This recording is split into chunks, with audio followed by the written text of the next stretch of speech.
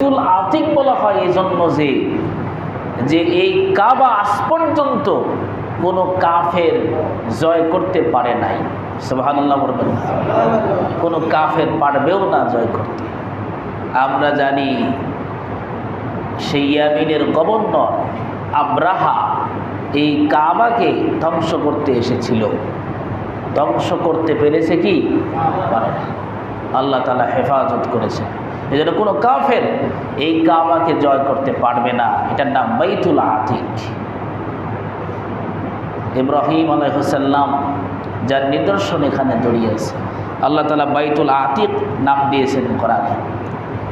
আল্লাহ তাআলা বলেন সূরাতুল হজের 29 নম্বর আয়াতে, সুম্মাল আকুদু তাফাসাহুম ওয়ালিয়াফু নুযুরহুম ওয়ালিয়াতাওয়াফু বিল বাইতিল আতিক। কাবার একটি নাম বাইতুল আতিক। এরপর এর একটি নাম হলো বাইতুল হারাম। বাইতুল হারাম সম্মানিত ঘর। এটা এত সম্মানিত যে এর উপর দিয়ে আজও পর্যন্ত কোনো পাখি উড়ে যায় নাই। সুবহানাল্লাহ। এত সম্মানিত। এবং পৃথিবীতে যত নবী রাসূল এসেছেন সমস্ত নবী রাসূলগণ এই ঘর জিয়ারত করেছেন। সুবহানাল্লাহ। যত নবী রাসূল এসেছেন, কারণ এই কাবায় জড়িয়ে আছে ইব্রাহিম আলাইহিস সালামের স্মৃতি। ইব্রাহিম আলাইহিস সালাম এত বড় সম্মানিত নবী। ইব্রাহিম আলাইহিস সালামের পূর্বে প্রায় 4 থেকে 5 জন অথবা 6 জন এরকম নবী হবে। এই 4, 5 জন 6 জন নবী ছাড়া যত নবী পৃথিবীতে আসছে সকল নবী ইব্রাহিমের বংশে। সুবহানাল্লাহ। সকল নবী ইব্রাহিমের বংশে। এই জন্য ইব্রাহিম আলাইহিস সালামের এই স্মৃতি আল্লাহ তাআলা রেখেছেন। এই জন্য এর একটা নাম বাইতুল হারাম। ইব্রাহিম আলাইহিস সালাম কাবা যখন নির্মাণ করলেন, নির্মাণ করার পরে আল্লাহর কাছে তিনি দোয়া করেছিলেন। আল্লাহ তাআলা সেটা বলেছেন সূরাত ইব্রাহিমের 37 নম্বর আয়াতে আল্লাহ তাআলা বলেছেন, রব্বানা ইন্নী আসকানতু মিন যুররিয়্যাতি বিওয়াদিন গায়রি জি যারইন ইনদা বাইতিকাল মুহাররম। আল্লাহ রাব্বুল আলামিনের একটা নাম দিয়েছেন বাইতুল মুহাররম। সুবহানাল্লাহ। কাবার একটি নাম বাইতুল মুহাররম। এভাবে কাবার নাম কোরআনে আসছে। প্রায় আমার গবেষণায় বা আমার জানায় 7টি নাম পেয়েছি আমি। এর 7ম নাম্বার, এর 6ষ্ঠ নাম্বার নাম হলো বাইতুল্লাহ। আল্লাহ তাআলা একে নাম দিয়েছেন বাইতুল্লাহ, মানে আল্লাহর ঘর। বাইতুল্লাহ কার ঘর? আল্লাহর ঘর। আল্লাহ তাআলা সূরাতুল বাকারার 125 নম্বর আয়াতের মাঝের অংশে বলেছেন, ওয়াহিদনা ইলা ইব্রাহিম ওয়া ইসমাঈল আন তাহহিরা বাইতিয়া লিত-তাইফিনা ওয়াল আকিফিনা ওয়ার রুকআইস সুজুদ।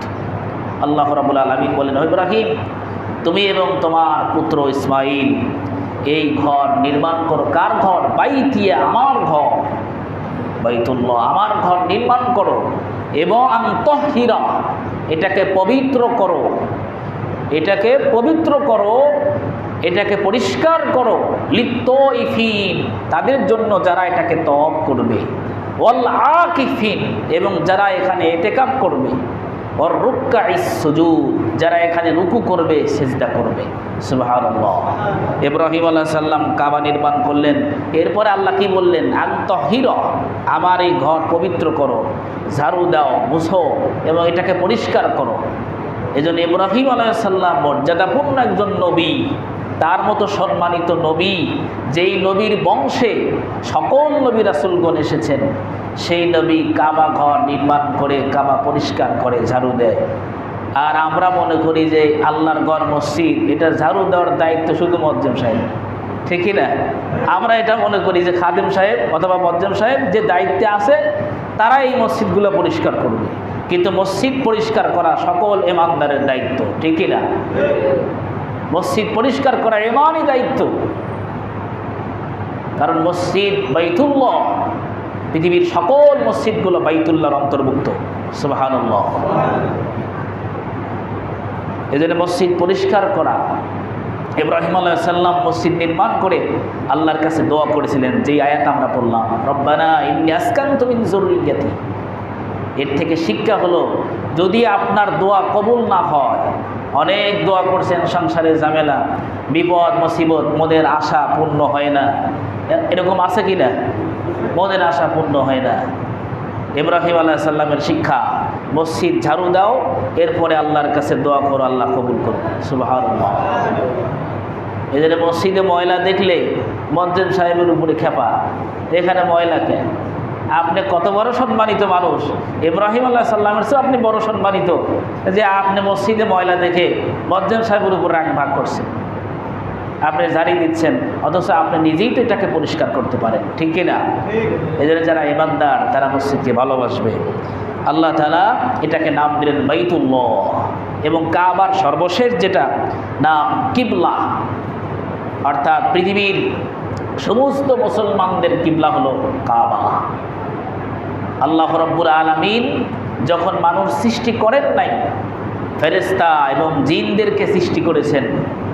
এই ফেরেশতাদেরকে যখন আল্লাহ তাআলা সৃষ্টি করলেন, ফেরেশতারা আল্লাহর কাছে আরজ করলো, আল্লাহ রাব্বুল আলামিন আমাদের জন্য একটা ইবাদতখানা বানায়া দেন। সুবহানাল্লাহ বলেন। আমাদের জন্য একটা ইবাদতখানা বানায়া দেন। আল্লাহ তাআলা বাইতুল মামুর তৈরি করে দিলেন। আদম আলাইহিস সালাম সৃষ্টির পরে বাইতুল মামুরে ইবাদত করেছে। আদম আলাইহিস সালাম যখন পৃথিবীতে চলে আসলো, তখন আদম আলাইহিস সালাম আল্লাহর কাছে দোয়া করলো, আল্লাহ ওই বাইতুল মামুরের মতো একটা ঘর আপনি পৃথিবীতে নির্মাণ করে দেন। আল্লাহ তাআলা কাবা ফেরেশতাদের দিয়ে নির্মাণ করে দিলেন। সুবহানাল্লাহ। এই জন্য প্রথম এটা নির্মাণ করেছেন ফেরেশতারা, এরপরে আদম আলাইহিস সালাম সংস্করণ করেছেন, তারপরে আদম আলাইহিস সালামের সন্তান শীস আলাইহিস সালাম সংস্করণ করেছেন, এরপরে নূহ আলাইহিস সালাম সংস্করণ করেছেন, এরপরে ইব্রাহিম আলাইহিস সালাম ও ইসমাঈল আলাইহিস সালাম তারা পুত্র এবং পিতা দুজন মিলে কাবা নির্মাণ করেছেন। সুবহানাল্লাহ। কাবা যখন নির্মাণ করেন, ইসমাঈল আলাইহিস সালাম শুনতে পেলেন কাবার নিকটেই একটা পাহাড় আছে, পাহাড়টির নাম আবু কুবাইস। আবু কুবাইস একদম কাবার নিকটবর্তী পাহাড়। পৃথিবীর আল্লাহ তাআলা যখন পৃথিবী সৃষ্টি করলেন, পৃথিবী দুলতেছিল, ঝাঁকুনি দিচ্ছিল। আল্লাহ তাআলা